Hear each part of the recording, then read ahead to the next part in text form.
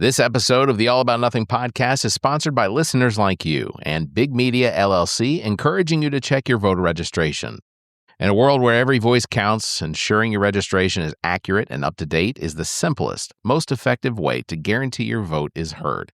Don't leave your participation to chance. Take a moment today and verify your status and stay ready for the next election by visiting theallaboutnothing.com/voter. Hey, it's Zach from What the Pod Was That and the All About Nothing podcast. And America's birthday is coming up faster than we can track. Celebrate Independence Day in style with ZJZ Designs' latest t-shirt collection on TeePublic. Introducing 3 brand new 4th of July heart designs that perfectly capture the spirit of America. These shirts feature vibrant, patriotic colors and unique heart-shaped designs that stand out at any celebration. Whether you're heading to a fireworks show, a barbecue, or just enjoying the summer sun, our 4th of July heart collection has something for everyone. Show off your love for the red, white, and blue with ZJZ Design. Visit ZJZ Design's TeePublic shop today and get ready to shine this Independence Day. Links in the show notes or visit ZJZDesigns.com and check out all the great designs. New designs come up often. ZJZDesigns.com. The All About Nothing podcast may have language and content that isn't appropriate for some. Listener discretion is advised. Welcome, Nothingers, to the All About Nothing podcast. This is episode number 310. I am Barrett Gruber. You can follow me across all social media at Barrett Gruber. Please subscribe and share the show. That's how we get new listeners. Also, please consider supporting the show financially by visiting theallaboutnothing.com and becoming an official member and proudly calling yourself a true Nothinger. We'll have more details on that at the end of the show. If you can't do that, please give us a 5-star review, a like, and follow us across all social media. You can find links at theallaboutnothing.com. Real quick, want to thank friends of the show, Shelby Spencer and O'Shawn McClendon, for being on for the past 2 episodes. For those of you that didn't enjoy that, they will be on for the next 2 episodes. So please consider at least listening with the volume down. That would be much appreciated. Today on the show, we're sitting down with Jenny Desch, candidate for South Carolina's House District 26. Jenny brings 25 years of experience as a criminal justice prosecutor to this race, and she's running on a platform centered around accountability paired with rehabilitation, addressing the root causes that touch everything from public safety to education, healthcare, and mental health. Her philosophy is simple. Healthy kids grow into healthy adults, and strong communities start with strong families. Jenny, welcome to the show. Thank you. Thank you for having me. I really appreciate it. It's good to finally get you on. Matt has been talking you up for months before his exodus. But before we dig into policy and things like that, I just have to ask, what has the experience of campaigning in Fort Mill been like for you so far? Well, frankly, it's been great. But I did have the pleasure of kind of wading in softly because I didn't have a primary. Sure. So at this point, I've been able to just get the word out and have received an amazing amount of support from people that I've worked with over the years. And I've been able to gather around folks that are easy to talk to and kind of watch what went on the other side. And just so it's been nice so far. I do understand that it's going to pick up. I do understand that it's going to take its course. I hope it's a good course for both of us. But so far, so good. Yeah. The website is deschforhouse.com. So, of course, you can find a link to that in the show notes. You've got a lot of walking ahead of you. Yes. I ran Matt Villardo's campaign for House District 26 in the last cycle. And the number of weekends that I drove up to Fort Mill to knock on doors was uncountable. And the number of miles I walked between houses, only to find out that because Matt would give me exactly where it was he wanted me to go and speak to people, but the list of houses and addresses that he gave me was up near the Carolina. What is the roller coaster? Orchards area? Well, I had to drive into North Carolina and back into South Carolina in order to get to their neighborhoods. Yeah. So that was an experience. So tell us a little bit about yourself, where you're from, how you got to this point, and was the journey? Is this where you expected to be? Well, Yes and no. So I mean, to give a little bit of background, I am what we refer to as an Air Force brat. My mother and father, my dad was in the Air Force for 24 years, and we traveled all over. I was born in Hawaii. We went to Germany. As a child, we lived in a small German farm town where, and as you know, I'm old enough that this was long before telephones existed in our hands. And at that point, when I was little, wasn't even a telephone in our house. So it was a childhood on the economy and going out and playing with the neighbors and learning German really early on and just enjoying life in a small farm town. At 7 years old, we moved back to the States. And at that point, my parents split up. And so my mom and I ended up in California. And a couple years later, she met my now stepfather. He's been in my life for, I mean, most of my life. He's been in my life Sure. since I was 8 years old. Um, so California, I thought, okay, we're living in California. We're settling down. I will have a steady place to live and I will know friends for more than 3 years. And then they joined the Department of Defense and went overseas to teach for the federal government. And so we went right back overseas. And middle school and high school, I was in the Philippines on Clark Air Force Base. And then I didn't come back to the States until I was in college. Okay. So it was an amazing childhood, certainly different, but just amazing friends that to this day we've stayed close, even though we might see each other every 10 or 20 years. And so it just really gave me a good sense of community. Yeah. The fact that you were in and around such an organization like the military with your family being involved in the military did that lead you to justice and becoming a prosecutor? Yes and no. If I look back, I certainly have a sense of community and a sense of justice from my upbringing. But I sort of, I don't want to say accidentally became a prosecutor, but law school was not on my radar until after college. Looking back, my mom would watch me try to make my point. She'll say argue. I remember vaguely reading books that she had from when she dabbled. I mean, she's a teacher and eventually got her doctorate in counseling. So she had an incredible career. But there was a part of her that also early on had thought maybe I'll go to law school, and she had books in and around the house. Never talked about it. I just sort of accidentally came across them, and I would analyze the case law. I would read it and sort of try to figure out where they came to it. But again, it didn't make this easy transition. I got a marketing and statistics degree from Temple in Philadelphia. So this was not on my radar. Growing up in the 80s, I wanted to do marketing and advertising. I wanted to go out and do product placement in movies. That was big. I don't know if people nowadays remember this, but you couldn't have name brands on television shows or in Yeah. movies. That was an actual job where somebody would work with the company and say, hey, that script is perfect for this. E.T. was the perfect example. So that's the stuff that I thought was cool. And Reese's Pieces, not a sponsor.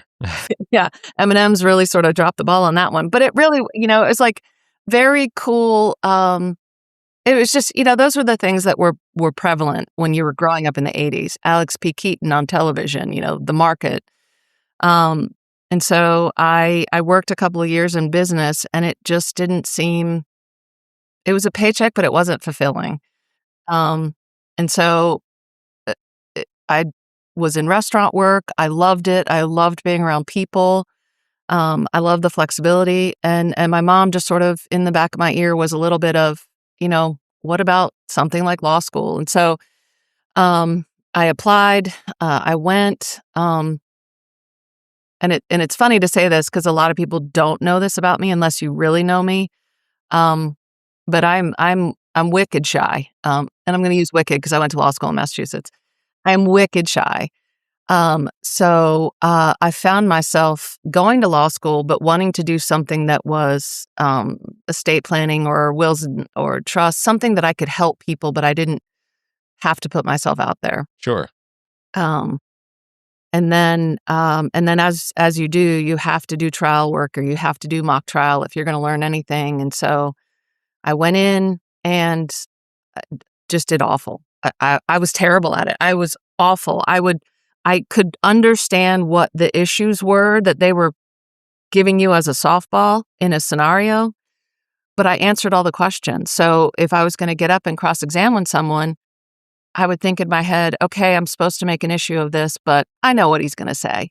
And so then I wouldn't do anything, which let me tell you is the last thing you need to do. Sure. Yeah. And so I almost forced myself to do this trial work to get through that shyness or get through that anxiety or sort of push myself to do more.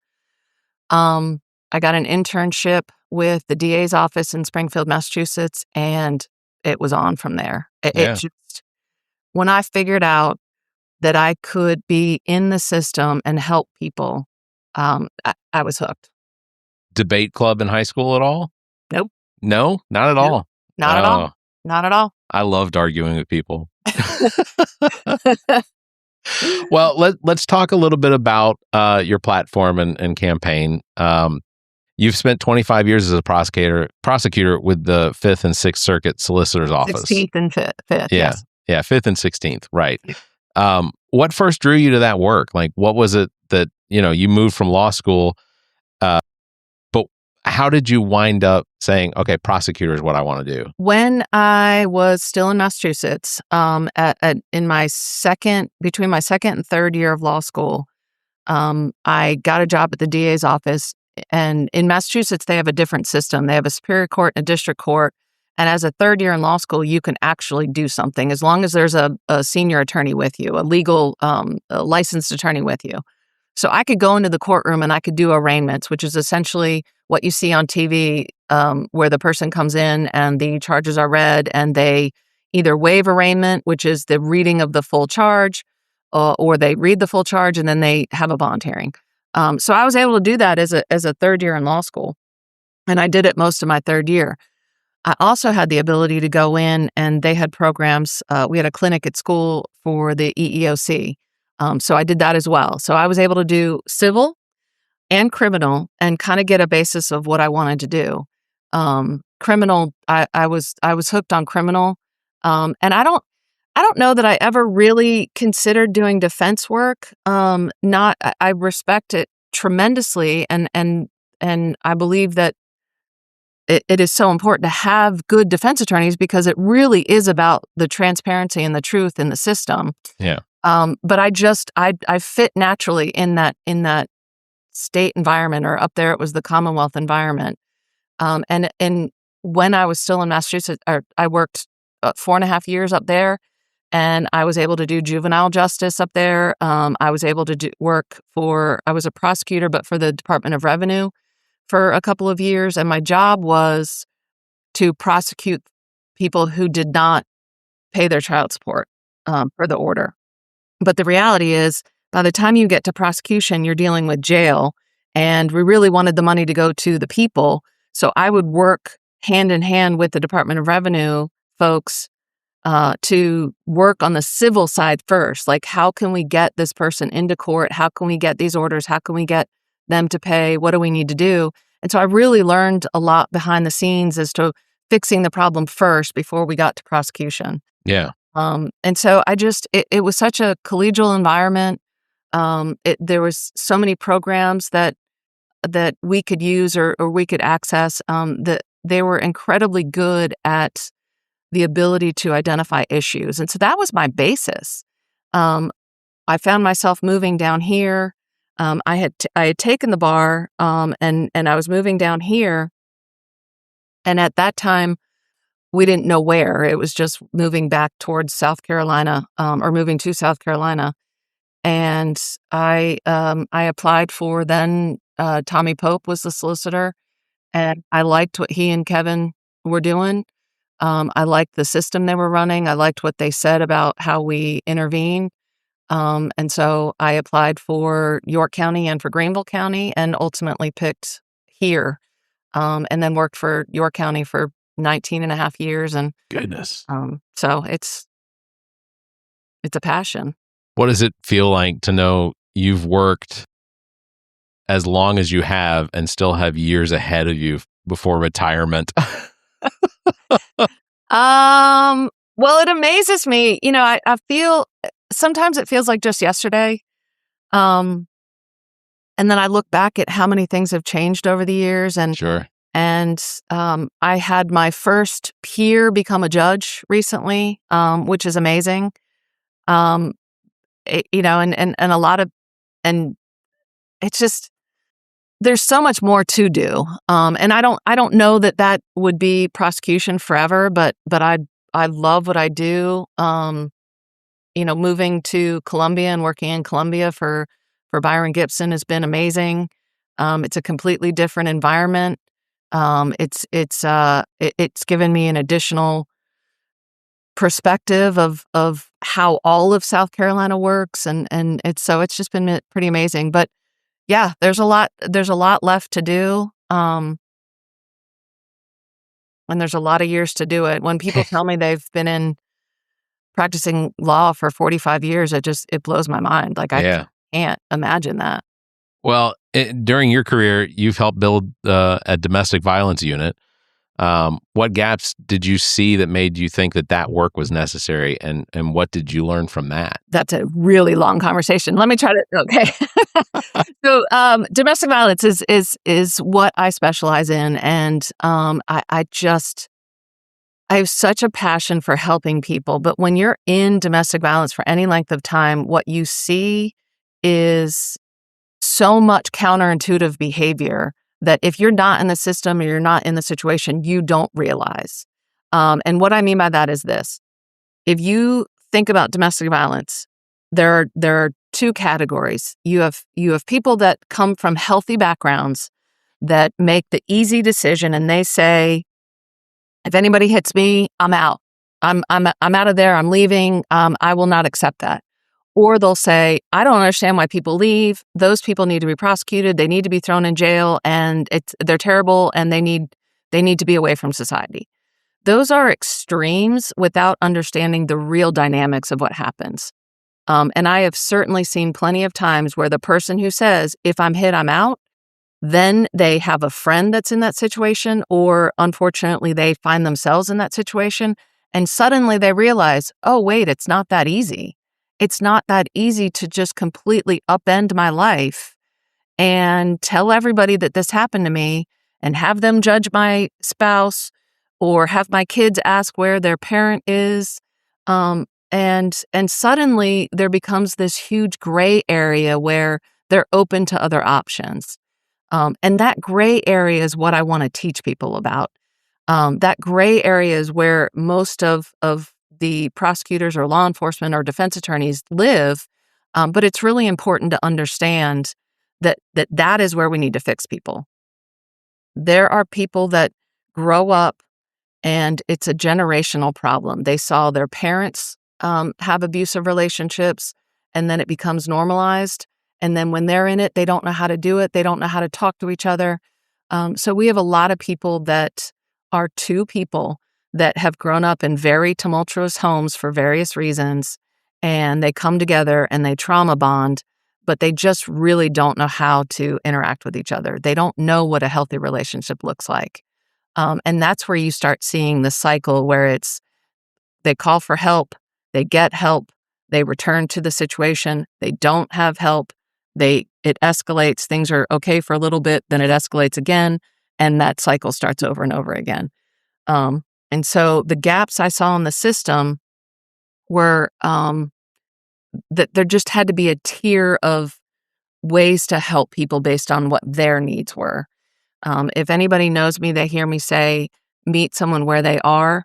And I truly, to my core, believe that works for almost everything. You got to meet people where they are.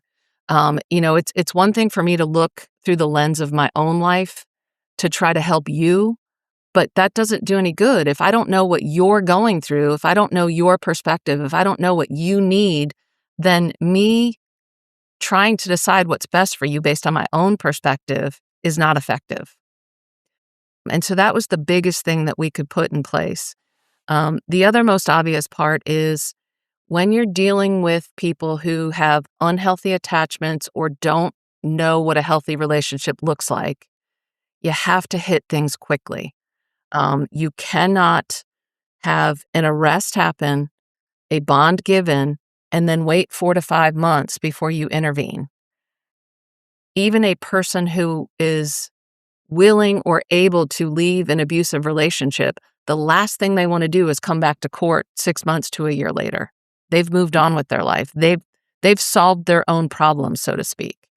And so when we got the law changes in 2015 or 16, we finally had some changes in the law that we could use to develop those tiers of options.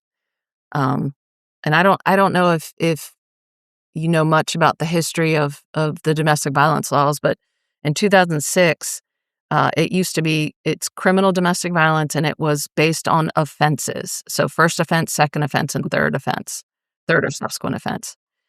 So a first offense would be 30 days. You faced up to 30 days in jail. And then they would say the second offense, if you had one conviction and got another one, it would be 30 days in jail up to a year. And then third or subsequent was 1 year mandatory minimum up to 5 years. Victims who are not ready to leave look at that as an option and say, it was bad and I don't want to be hit, but I also can't help you put my husband, boyfriend, partner, spouse in jail for a year because I can't survive on my own. And so what would happen is we would either have to dismiss a charge or reduce it down to the lower rung, and then we have 30 days to work with. And so it was a hurdle that was put in place with a law without people really understanding the effect on those that it affected the most. Is that why statistically South Carolina is not in a better place when it comes to domestic violence crimes and repeat offenses? Is because just the availability of one a sentence of a month, and I'm just looking at it from the perspective of if I knew someone in that situation, they come home after 30 days, they're just angry. The partner that they've been violent towards hasn't really had that time to heal, so they're still attached to that individual, and then it's just like oil and water. There is no, I say oil and water; those two don't mix. They don't but basically you have a situation that almost could potentially kick right off from where it was before. I understand the question, but the answer is difficult. It's just not that easy. Yeah. And I think the issue becomes identifying the issue that needs to be fixed and having access to resources to fix it. So I think that's the biggest part, and part of your campaign is the experience that you come into that you would come into the State House with to try and address some of these issues. Just based on the readings, it sounds like you have a pretty good idea about how resources can be provided, whether it's through county and state programs that would potentially, because sometimes it's not just about keeping people separated, but it's also preventing the next incident between someone else. And I think domestic violence is one of those things that I have had a very limited ideology on, from the perspective of you hurt someone that you claim to feel that much care for, love for, whatever, but your control over your own behavior isn't enough to stop you from the mental abuse, the potential physical abuse, and then what leads to then law enforcement involvement.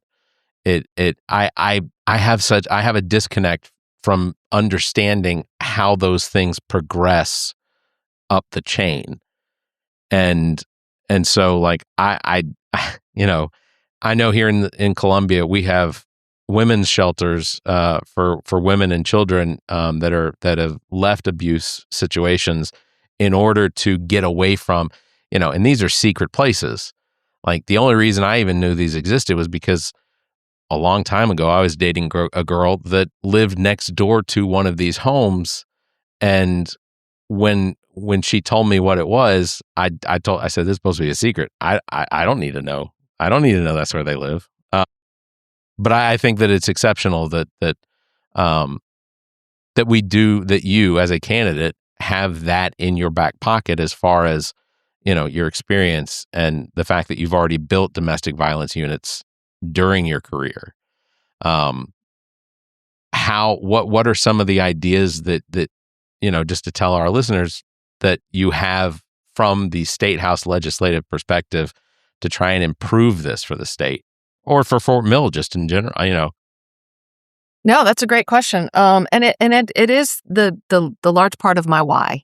So something as simple as if you have a sexual assault, if you're a victim of a sexual assault and you report it, you go to the hospital. They will do the evidence kit. There are specialty nurses called sexual assault nurse examiners that will do the examination. And there are advocates that will help somebody immediately, including community advocates that show up, hold your hand, give you resources, and explain the process to you. When you leave and you go home, hopefully to a supportive environment, you don't have to worry about anything. You don't worry about a bill. You don't worry about anything, because there are grants and federal funding or state funding or nonprofit funding that is put in place so that we can encourage people to go in. And then that kit is taken immediately to SLED and hopefully being tested for evidence. And it can be an anonymous kit. You can not call law enforcement, and they can do it and just hold it as an anonymous kit for a while if you change your mind. So all those things were put in place. With domestic violence, that's not the case. So people who are in domestic violence situations, in chronic domestic violence situations, i.e., they get hurt a lot, law enforcement's involved a lot, they've gone to the hospital before, they know that the minute they get into that ambulance, that's $800. Then they go to the emergency room, and that's, just if there's an x-ray needed, if there's treatment, if there's a broken bone, you're talking tens of thousands of dollars. And so what you see is when law enforcement comes on scene, they're trying to help in the moment they're trying to help, and the person appears to be combative when it's just their self-preservation of, I can't go to the hospital because 1, I don't want to answer questions. 2, it'll be worse if I tell people. 3, I don't have the money to go. Right. So that's just one tiny little piece. And I met with people 15 years ago to try to equate that and say, okay, you have this language already in place for sexual assault kits. Why can't we get this for DV and also get strangulation kits, which is a very similar concept? And so that, and it's just that nobody picks up the baton and runs with it. And so that would be one fix. Strangulation kits, and I'll run through that. That's incredibly important too.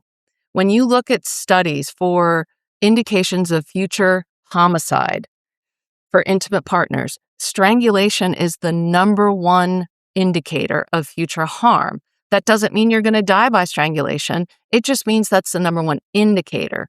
So we did trainings and we still do trainings. I've done trainings for 10 years now on explaining to law enforcement what to look for. Because what they're taught in the book is these are the questions to ask, and this is what you need to gather. This is the evidence you need to get. And then you bring it and the prosecutor will take it. But the reality is a lot of things in domestic violence, you have to anticipate it or know people. If you, I had one case where they responded to it and the person was incredibly upset. She had an obvious injury to her arm. She kept holding her arm up, and it was this, it probably was broken, but her partner had hit her with a fire poker. So you could see the damage. And the officer is talking to this person who is just unloading all this information. And he was told at some point, you have to get biographical information. So in the middle of her story, he stops and says, ma'am, do you have your ID so I can get your name? She stopped talking. And you could see as soon as she went over her name and her address, everything was clicking. And what it was is she was living in her boyfriend's mom's house.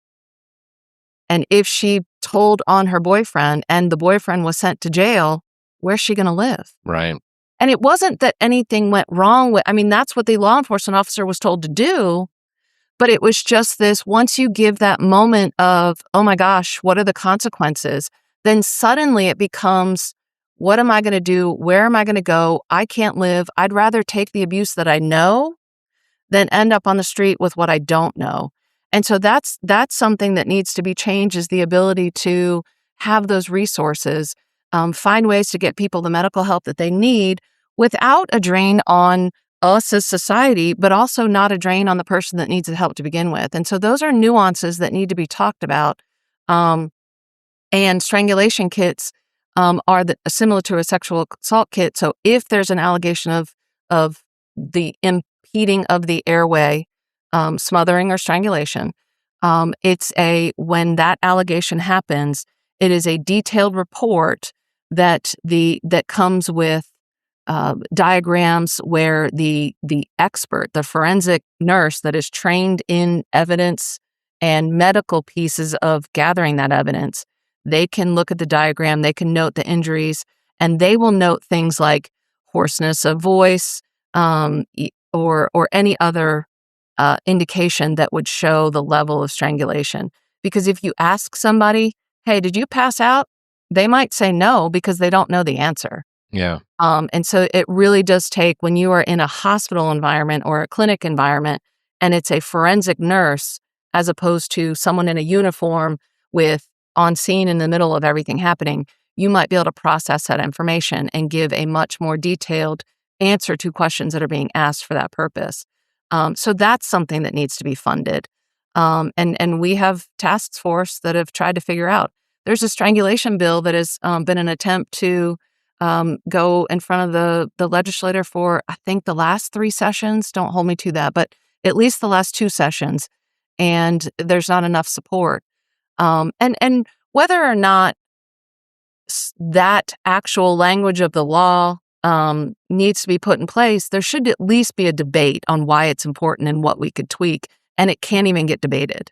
Yeah. And so that's some of the problems that we could address right away. Yeah. Our state house does seem to have an issue on what it is that they focus on when it comes to the importance of how what they legislate has an impact on the people of South Carolina. And this is one because South Carolina continues to grow nationally in domestic violence and in drug violence, and we're now in the top 10 in murder. It's one of those things that Republicans from their side continue to act as though they are the party of criminal justice and things like that. But South Carolina is absolutely the litmus test of what it's like to have a state completely run by one party for decades without any ideas or any progression in handling these types of things that literally affect people's lives. If it's not you or me directly, then it's our neighbor, or it's a family member or the friend of a family member. Like it's something that affects everyone in some way, shape, or form. I see things on Facebook from some of these organization like neighborhood groups where someone will say something about, and they're just putting other people's business out there, but they'll say, Joe Blow got arrested last night because he gave his wife 2 black eyes, and then the follow-up to that will be a month and a half later, Joe Blow's home and they're back together. And then 4 months later, virtually the same post. So, there's also an accountability and rehabilitation that comes to even the actual criminal offense and trying to work with people through programs, social programs, state programs, things like that. And you've talked about accountability and rehabilitation both together. How do you square those two goals, like especially for people who come through the system at a very low point?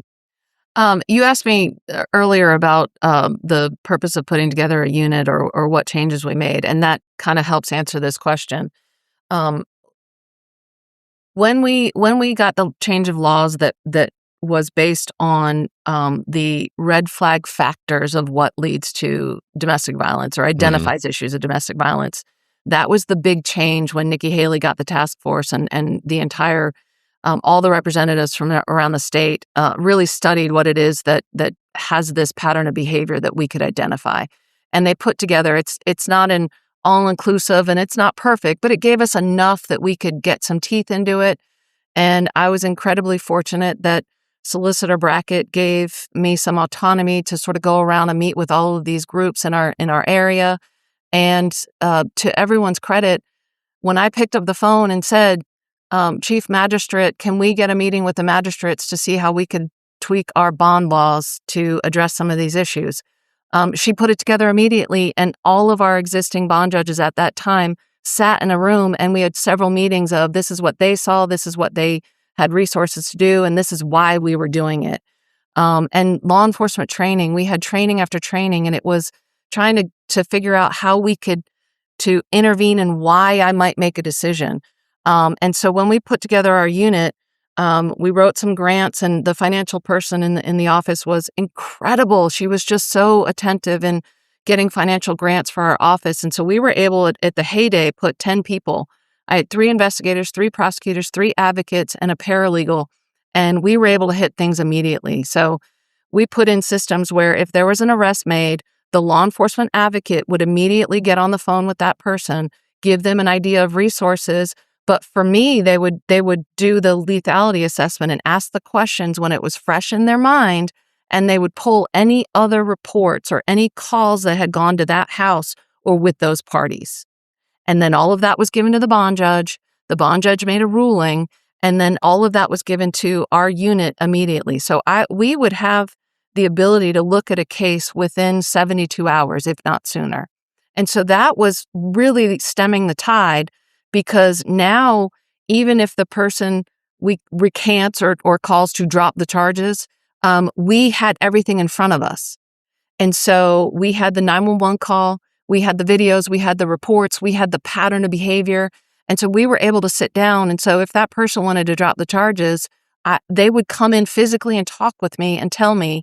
And it really, a lot of the times was, I don't want them to go to jail. The kids need a father. Whatever the reason was, it at least gave us some insight. And so we could look at what they were telling us, and then we could look at the pattern of behavior we were seeing in the reports. And that, when we had a specialized unit, means that we could make decisions and intervene purposely. So that was also the precipitous to doing the domestic violence diversion program.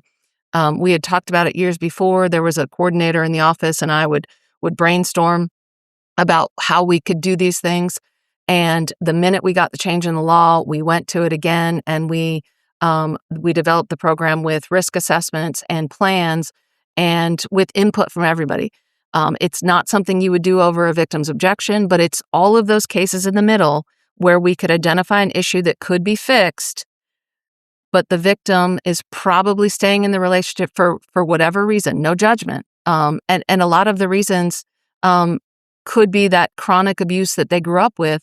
So now we're having a situation where we have a risk assessment to identify the issue, and then we put a program together that specifically addresses the needs for that family. And that was a huge difference, and it's something I am most proud of and would stand behind anywhere we go. But that was, if I needed intervention for that family, but not a conviction, that's that sweet spot where we're getting wraparound services and keeping monitoring that. And so what we would do is then, if they were accepted in the program, they would go in front of the court. The court would accept the accountability. They would accept the plea, so to speak. But then we would divert it to a program, and they could earn if they completed successfully. And so it was twofold. It was beneficial to them if there was some reason where a conviction would actually cause more harm. And then there was a intervention, because that's the overall goal, is to intervene. And almost every single one of those, when we got the right combination of services, we ended that cycle. And so that's been in place in York County for, 10, 12 years, 11 years at this point. Yeah. And I assume it's still going. And so those are the things. And I'll give you one example for where a conviction would do more harm.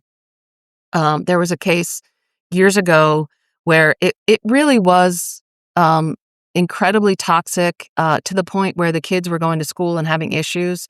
So in an ideal world, you have an intervention, a separation of the parties, and the kids get counseling. However, in this particular case, the perpetrator or the husband in this case was he worked in a job where if he needed the health insurance for his family, he was the provider of the health insurance for the family, and the wife had MS. So if she left, she would lose health care, and it was critical that she had health care. So it was a really hard decision to make because I'm looking at a situation where I'm seeing red flags that are dangerous, but having her lose health care was even worse. And so we had to be very careful and monitor as best we could and make sure everybody was on board. So in that particular case, I had permission to bring school counselors in so we could all kind of keep an eye on it. And then our advocates and even the defense attorney was involved. And so we sort of had this wraparound service. And then, if things did not go the way we wanted, it did provide time for that victim to look at options for healthcare that she could get aside from him. And so those are the hard ones to make, but that was an easy decision that we needed resources more than we needed him to lose his job.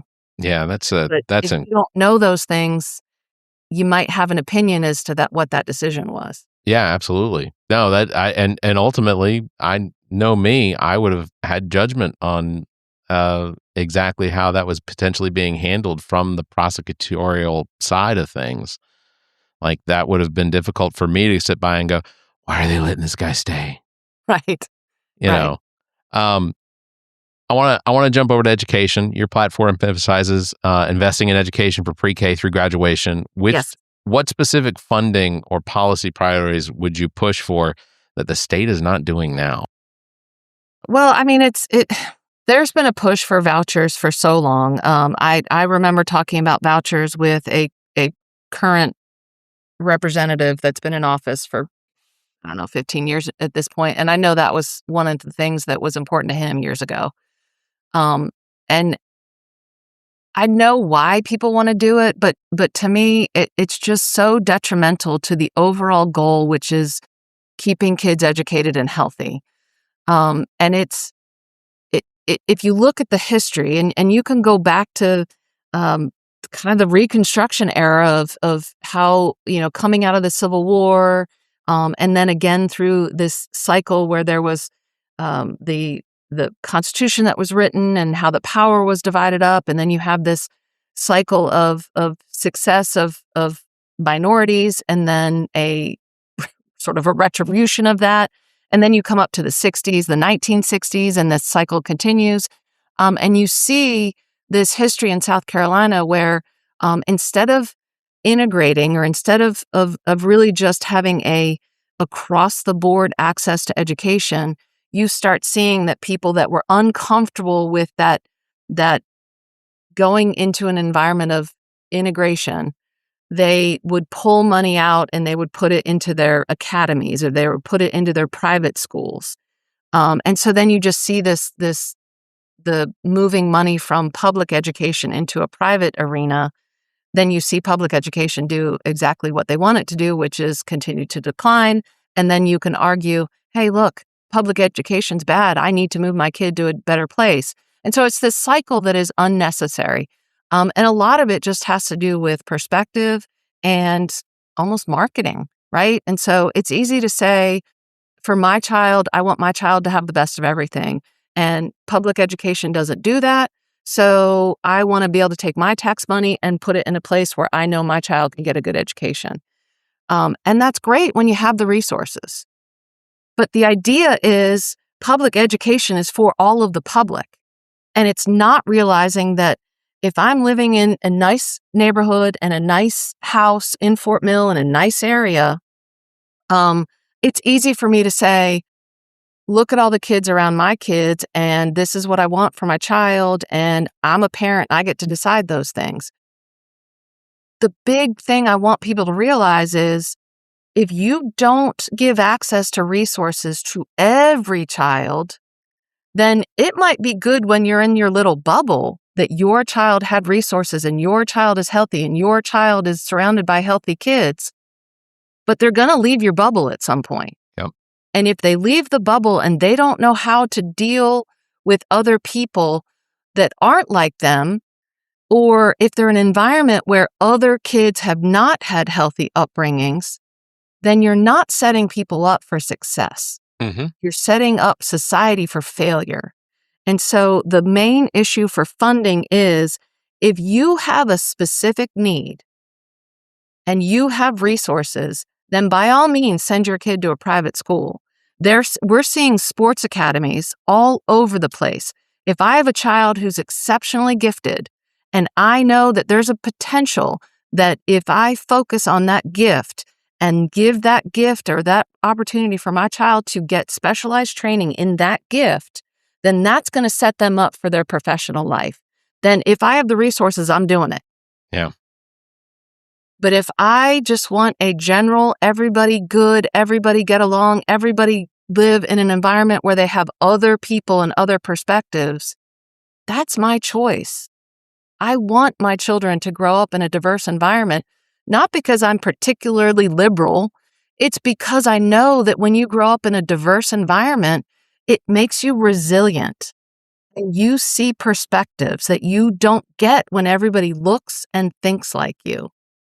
And that is and that perspective for me comes from growing up on a military installation overseas. Yeah, absolutely. I was a minority if you look strictly at race. But we didn't know any better. It never became an issue. It was almost a shock to me to come back to the States as a college student to see how people interacted with each other, because we didn't have that. We were able to see past all that.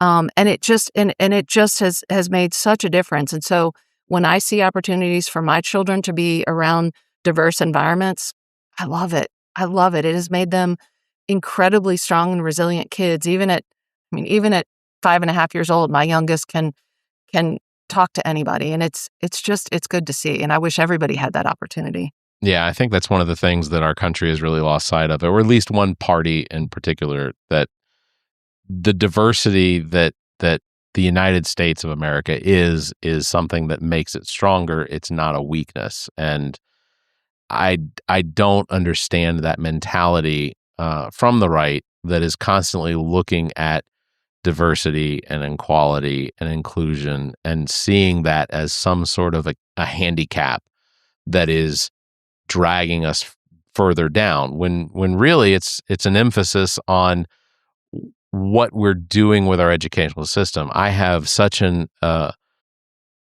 adverse reaction to the idea of school vouchers. I grew up in public school system, though my children are homeschooled.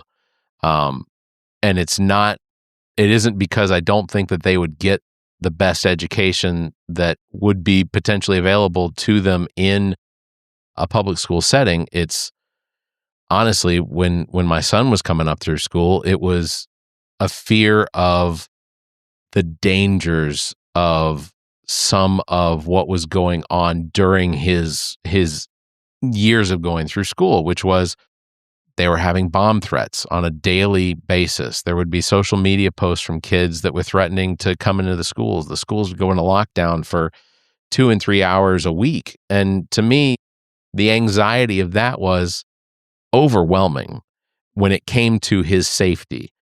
So when we had the opportunity and the financial means to do it, we said, he's going to come home. He can do the public education through the online chartered programs that Lexington School District 1 has, but he's going to do it from home.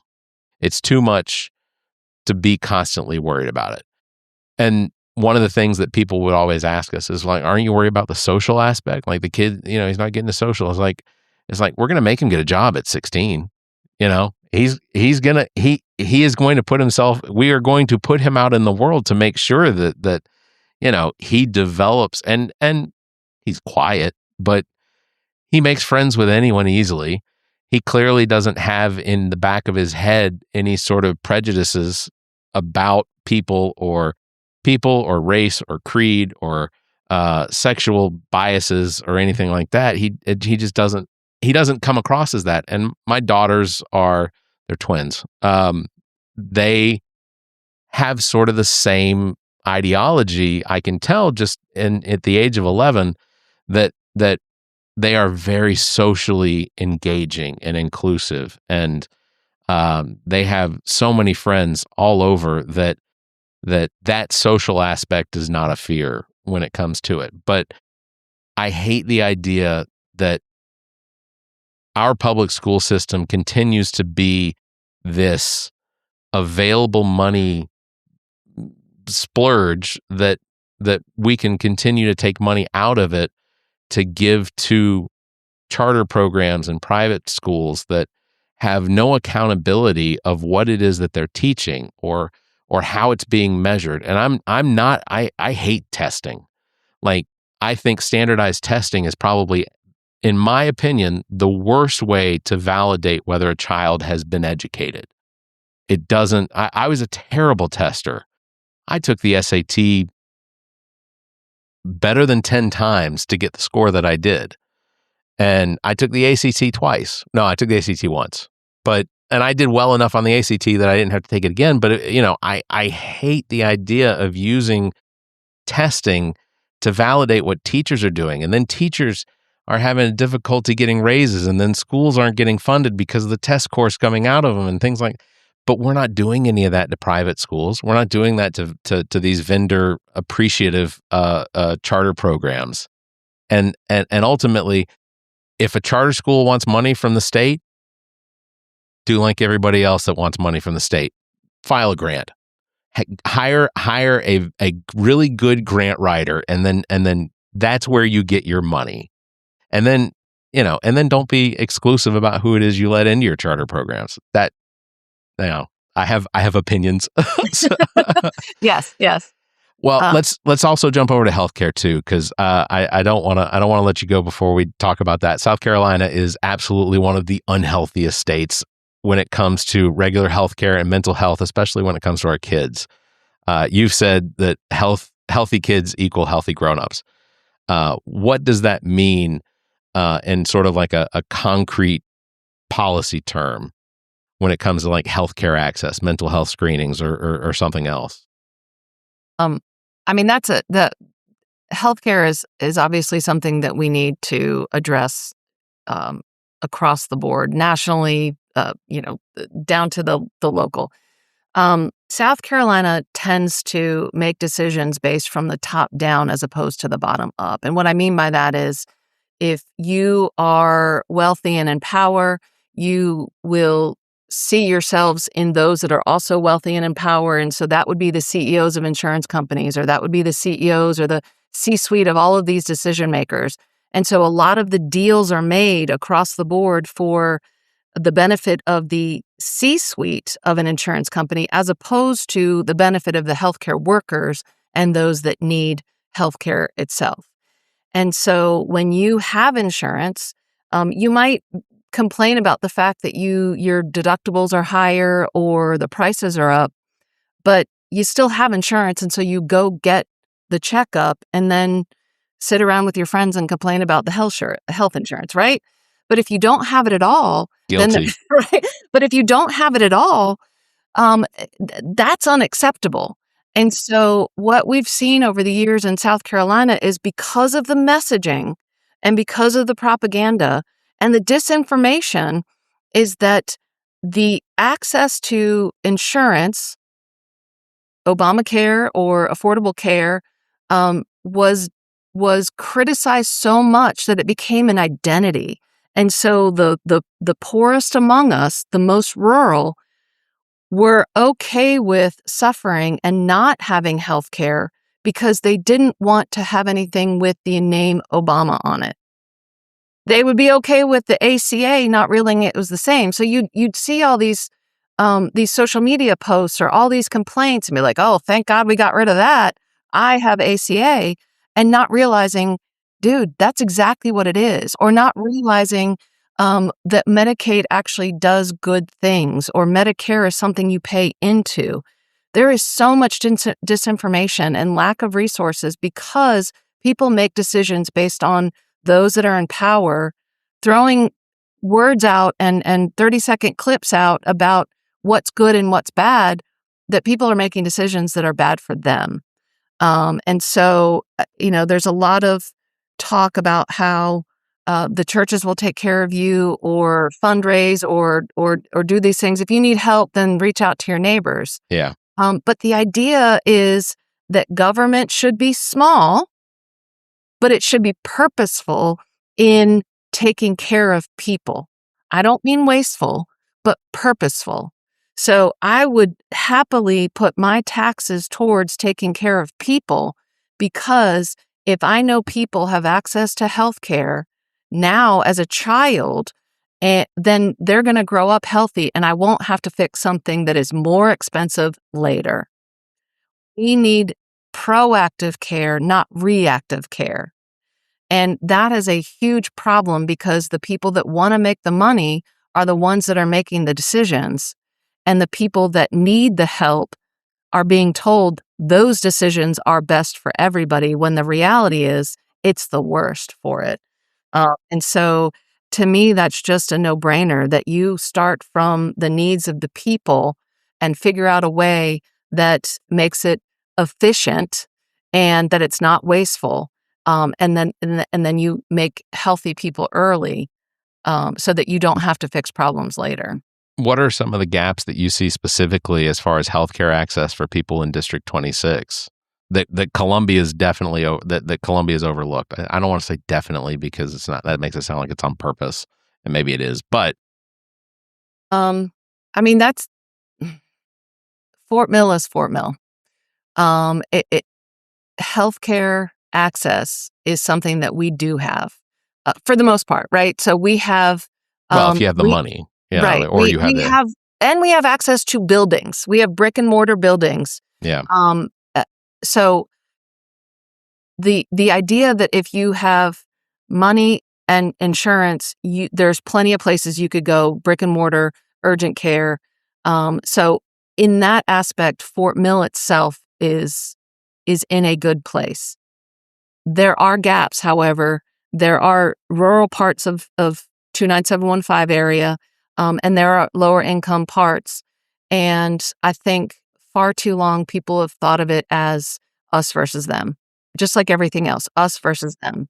And so if we could figure out ways to take access to healthcare, and understand that if we could get that access to all of us, then that could include giving those areas of 29715 that need the access.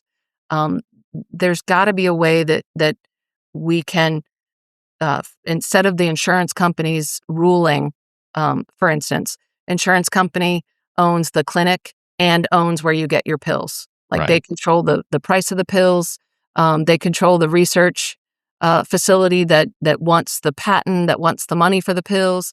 And then negotiate their own prices. Yeah. And so it's, I don't think a lot of people realize that. And so that would be the first thing to break all that up.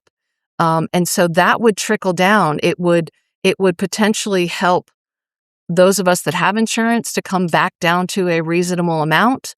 And then if we come down to a reasonable amount, then there's more money there's more purposeful money to distribute to more people, because we're not spending so much money on this cycle of everything belongs to one group of people.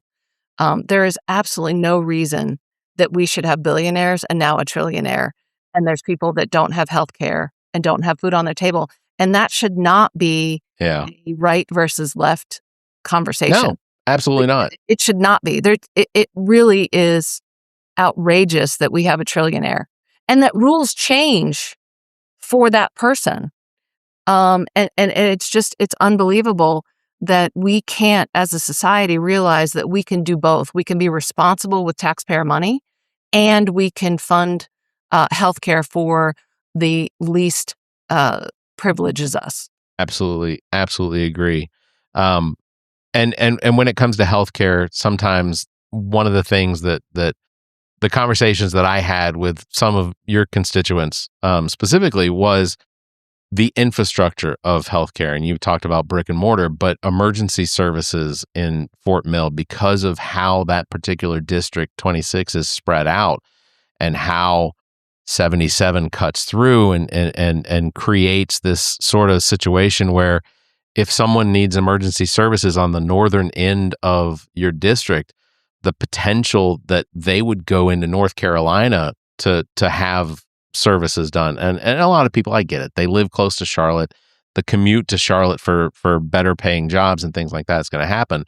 But when it comes to like, there are some neighborhoods that when if there is an emergency that either needs fire or air, or just someone to show up to pull or take a fishing hook out of somebody's finger, like those are services that sometimes take a long time to get to the individuals because of how the district is laid out. So that was one of the things that I heard from several people while walking between houses, was something that they felt like wasn't ever being addressed, or wasn't being addressed enough in respect to that county. But that has implications across the entire state. I mean, we have places in South Carolina that are so far from rural hospitals now that have been closed that they're having to travel an hour potentially to see a doctor because there is no medical farm, I guess, available. The infrastructure just isn't there,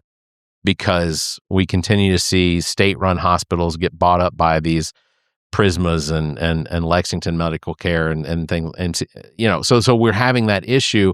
And then cost effectiveness. They don't want that facility there. They can charge more at a more urban particular building. And it's having an impact on people seeking healthcare for things that they should, and then they just kind of let things go. I've been an advocate for building a free medical clinic, a state prioritized medical clinic next to every single public library that we have, so that if somebody has a fever, somebody has a laceration or a bruised or a sprained wrist or ankle or something like that, they walk into a clinic and they know that they're not going to walk out paying, $1,000 for something, that they would be more willing to go and seek medical treatment for things that need medical treatment that don't, cascade into just absolute worse things. And even speaking with Republicans, there are people that look at that and they look at ideas like that and they go, yeah, absolutely. That honestly, my wife had a fever and it got worse and worse and now she can't walk, or something like that. So before we get out of here, I also want to talk about Fort Mill's extreme rapid growth. I mean, this is an area that is just exploding in how many people are moving to Fort Mill. I know Matt Villardo leaving Fort Mill. Some relief. I get it. That's fantastic. Specific development proposals concern you when it comes to the industrial and development in Fort Mill? I mean, obviously, SILFAB is the big issue that everybody talks now. And I would not be, that is something we're certainly aware of, and I know it's an issue, but that is not, it would be short-sighted of me to walk in and make promises when advocates have been working on that for years. Like there are people who identified the issue 2 years ago and have been fighting to get something done. So Jenny Desch is not going to walk in now and be like, "Oh, Jenny Desch can fix that." I would listen to the experts who have been working on it and see how things get fixed. But the big thing that has bothered me over growth is the lack of transparency. We have a lot of land on this side, on the 29715 side. And walking around the Greenway on Thursday night, I was just thinking, oh my gosh, look how beautiful this is. And thank goodness that the family itself has put in legal protections for generations for us to be able to walk around amongst the trees and look at water flowing and creeks and horses and all that. And that's what scares me about this side of Fort Mill is how easy it is for people to take money, how easy it is to have, something that might have been a family farm and it's not an active farm anymore. And developers are coming in and just offering ridiculous amounts of money to develop it. Yeah. And that person thinks, well, I'm not going to farm on it anymore. I might as well take the money and go. And for that individual, how are you going to tell somebody not to make money off of their land? But the reality is, it really should be more transparency about the development plans, and there should be some sense of making it work altogether. I am also a proponent of impact fees. And I know that's been a subject of legal fights for years, and it's not going to end now. But I think it's incredibly important. When the developers came into the area of Regent Park, there was a golf course. They weren't using the golf course as much as they wanted to. The people that had control over it sold the golf course, and they put in apartment buildings.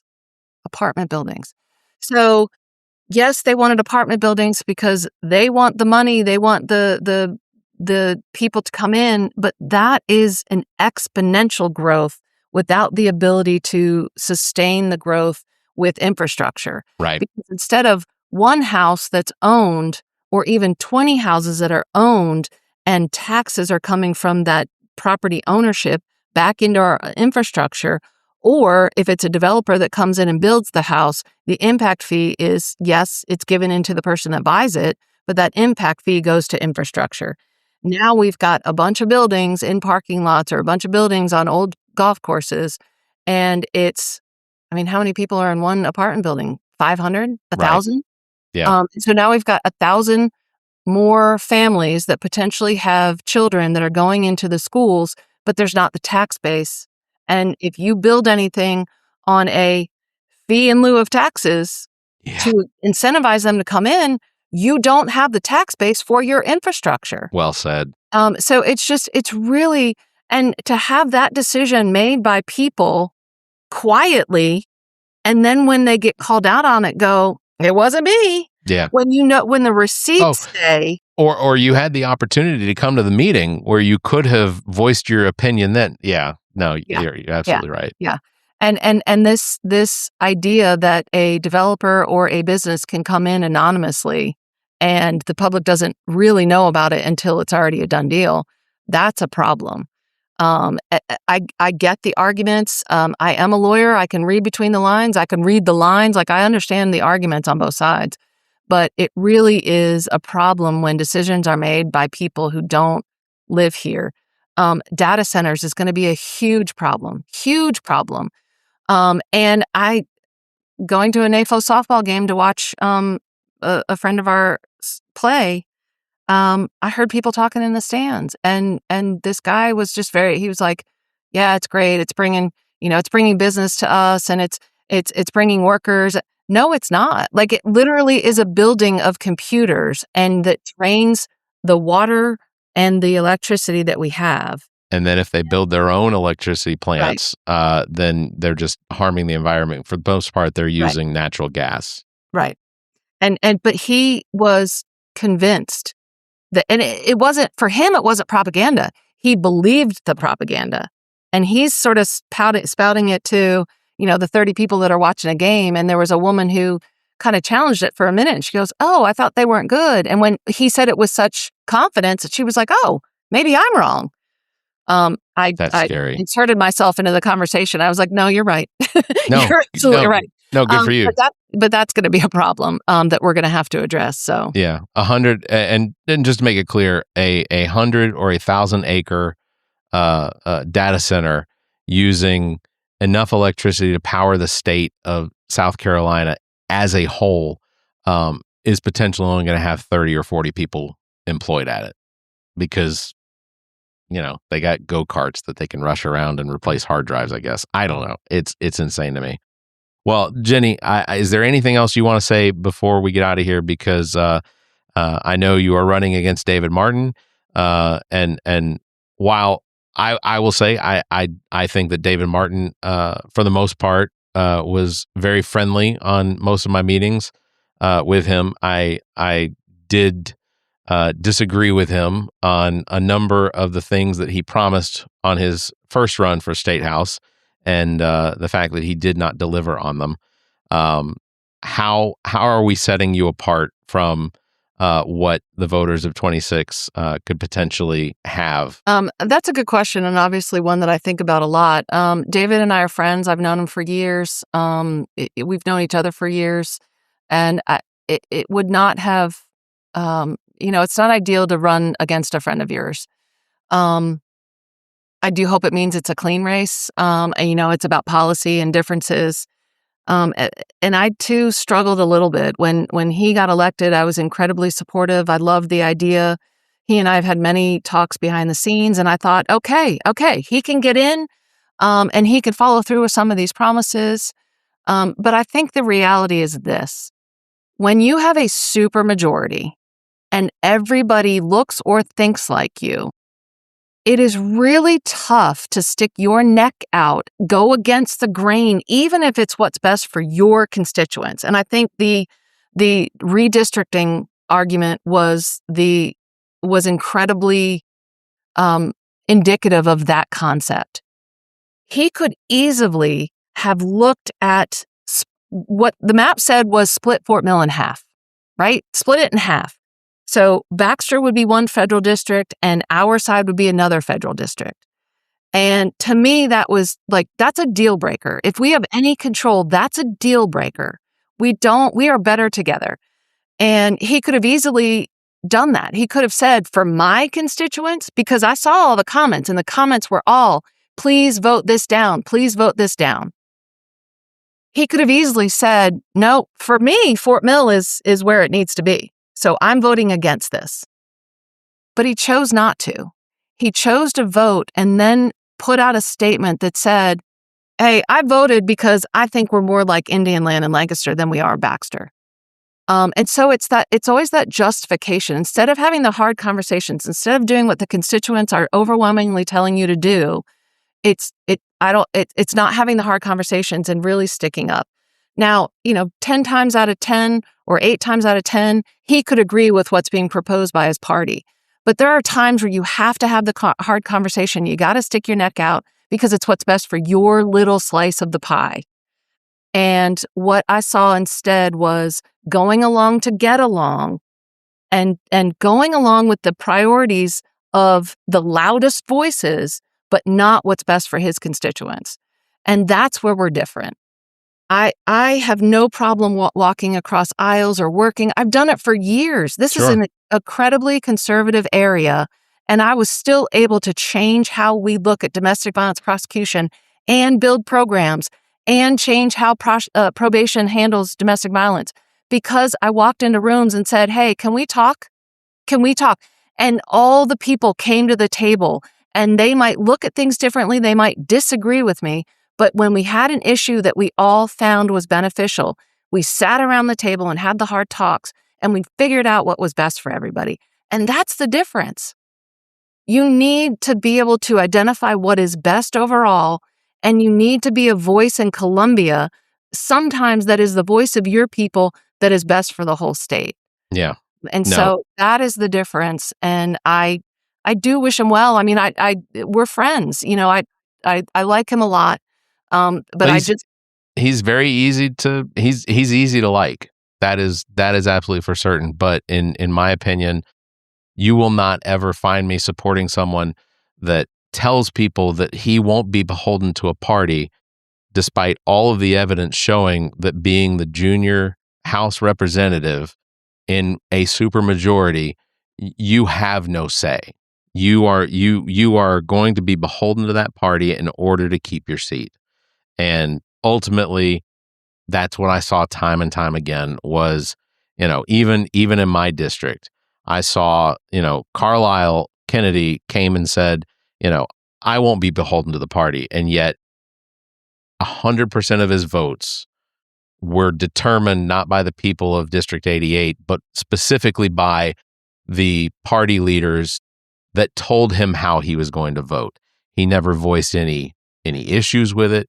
He didn't act like, that was the only way he was going to save his job. He just simply fell in line. And that's the thing. I think people that continue to just vote the way that they vote, and potentially voting in a junior vote, in 2024, voting in a junior representative like David Martin, is that he has to hold that party line just to stay above water with them, because in South Carolina, the Republican Party will throw you to the wolves the instant that you give any sort of inkling that you're going to potentially go in a different direction from them. And David Martin, for the most part, held that line. And while it was expected, I didn't, that was one of the things that I tried to make sure that people that I spoke to that were not Democrats, that were just talking to me about the campaign, I tried to just make it clear, hey, does it make sense for him to go into a supermajority and be able to show any backbone? I don't think he's not capable of it. I just think that he's more concerned about a potential reelection before his election. And that was, Matt wasn't very approving of how I spoke to the Republicans in y'all's district before, but sometimes it had an effect. And one of the things I think I'd like to point out, not because it was me, but because it was Matt, is that he did get several thousand more votes in 2024 than he did in 2022. And I think that it is because he managed to turn some vote. When it came to people voting down the party line, there were fewer people pulling the Republican ticket all the way down the line in 2024 than there were in 2022. So he did pick up votes. And I absolutely hope that you flip this district, because I think that that's, having been in Fort Mill, having friends that live in Fort Mill, I think that despite I want to call it the wealth in Fort Mill, it's still deserving of having representation that's going to represent the people. So, I mean, I hope people will open up and talk to me, even if they don't agree with me. I think there's so many people that are tired of just having the us versus them mentality. And sure. I want to talk to anybody and everybody and answer questions, because if I'm going to Columbia, I'm representing every single person that lives in 29715, every single one of them. And I had to do that in criminal prosecution. You don't get to pick and choose who your victims are. You represent the state, and you fight to the best of your ability for everybody. And that's exactly what I would do in representation.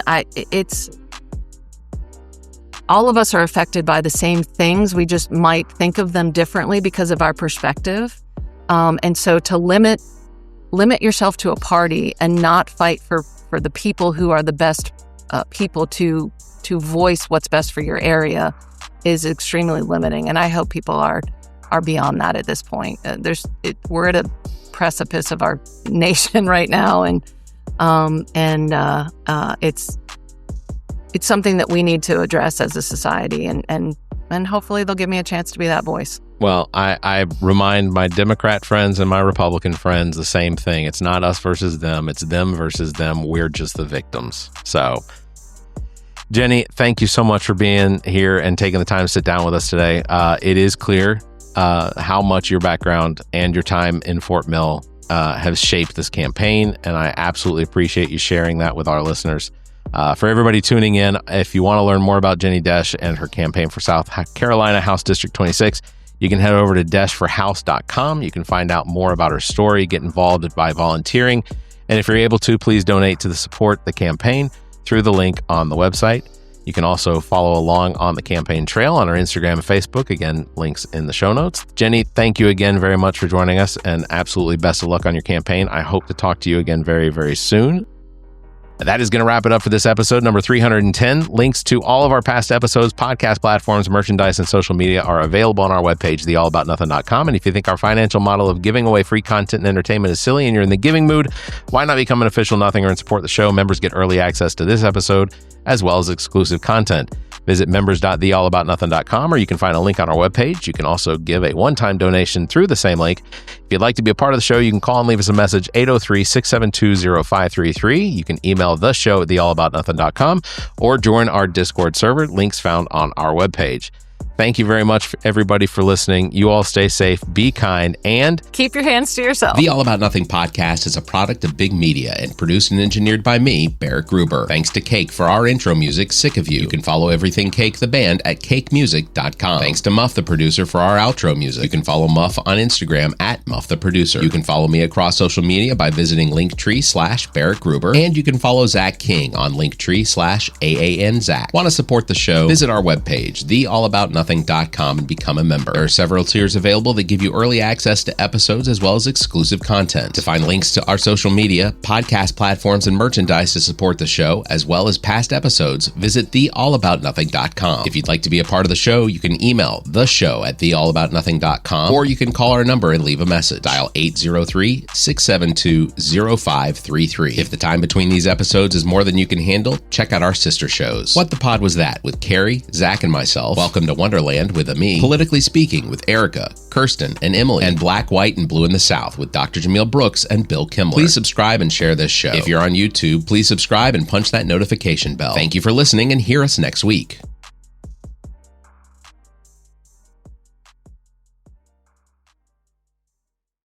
The preceding podcast is solely owned by the host or hosts and is distributed by Big Media, LLC. Copyright 2026. Well, you've made it to the end. You survived the rambling, the tangents, and whatever nonsense we just subjected your ears to. Congratulations. Now that your brain is sufficiently scrambled, how about doing something productive for democracy? Before you go off to forget everything you just heard, do yourself a favor and double-check that your voter registration is actually legit at theallaboutnothing.com/voter. It's about the only way to make sure your vote counts, even if your taste in podcasts is questionable.